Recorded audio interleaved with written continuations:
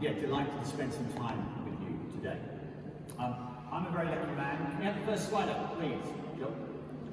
Because I work for a company called Three Cherries. When I was invited here today by John to give a talk, he said, Richard, do something different. So with John's permission, I'm going to do something different. I'm going to tell you a story. Okay, and this story, I think it's a true story in so much that I think it almost certainly took place.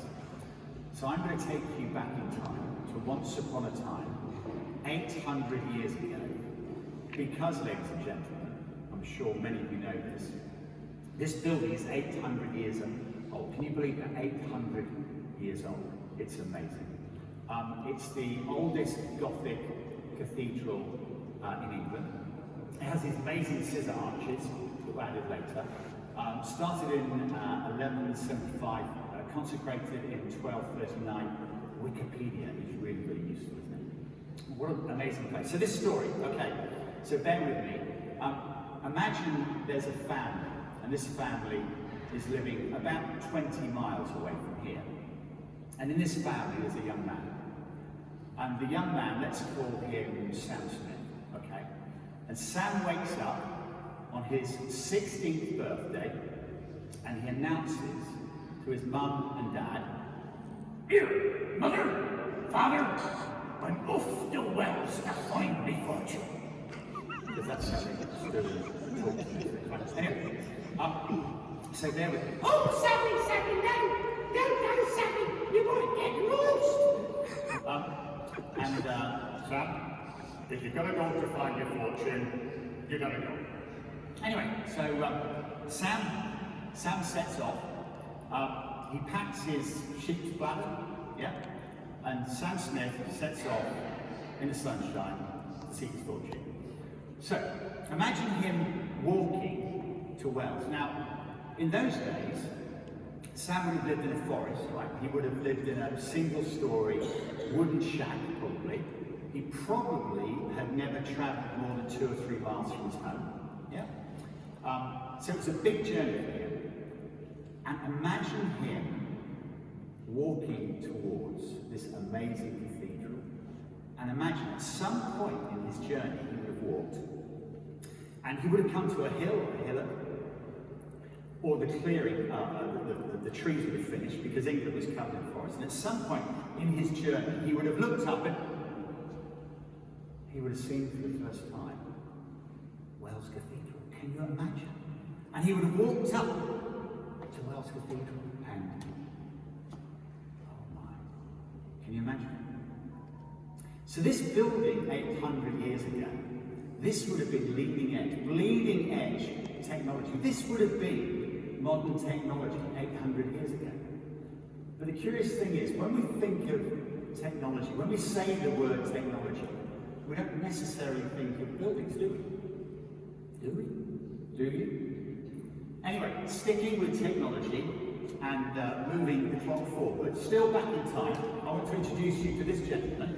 I'm going to be careful, he's 92 years old, I'll let fall over. This is, of course, Buzz Aldrin, and as many of you know, Buzz, Neil, and Mike flew to the moon in 1969. Yep, and they flew to the moon in, you're wondering what's under this, look at this thing, and that's the Saturn V, yeah? And you know what I'm going to say about technology, right? You all know what I'm going to say. The techies will tell you that this little thing has more processing power than all of that, and that got them to the moon and back. Isn't it amazing? Anyway, sticking with technology, moving forward, I've got some things in here. This is a handheld calculator. Handheld calculators came out in 1973. God rest his soul, this was my father's. It's a sharp calculator. I was about 12 when he brought it home. And I remember when he brought it home, I thought, wow, technology. It's got an instruction guide, a user guide. It's got plus and minus, but it still has an instruction guide. Isn't that amazing? Okay, moving on slightly. This is who recognises that? This is a Mitel SX10 operator console from a telephone system. This came out in 1982. I got started in telecoms in 1983, and I actually sold this system to Poundker and Foster's accountants in the Promenade in Clifton in 1984. Okay, moving on, what have we got next? I have got, yes, okay. Who, by a show of hands, who had one of these? Anyone? Show of hands, anyone had one of these? No one? Wow, okay. This is a Motorola 4500X, okay? It came out in '86, and I remember, as a younger man, driving my Ford Sierra X-Star 4i up Park Street on the phone, and an officer of the law stopped me and he booked me for undue care and attention, £25. So, there we go. Okay, moving on. Okay, anybody recognise that? It's not Tara telephone system, yeah? Sold one of these.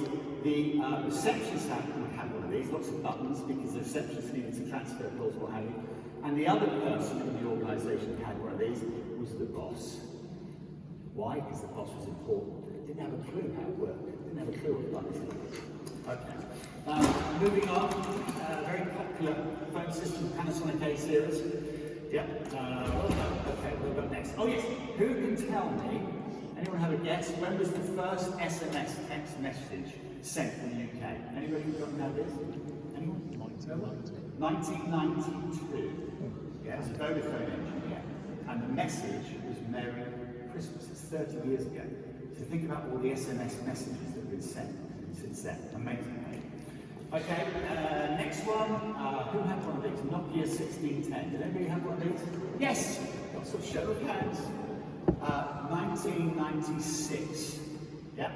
And the last thing is, yes, this is my favourite phone of all times. Absolute favourite phone. It's a Motorola Razr V3. I felt so cool with this phone.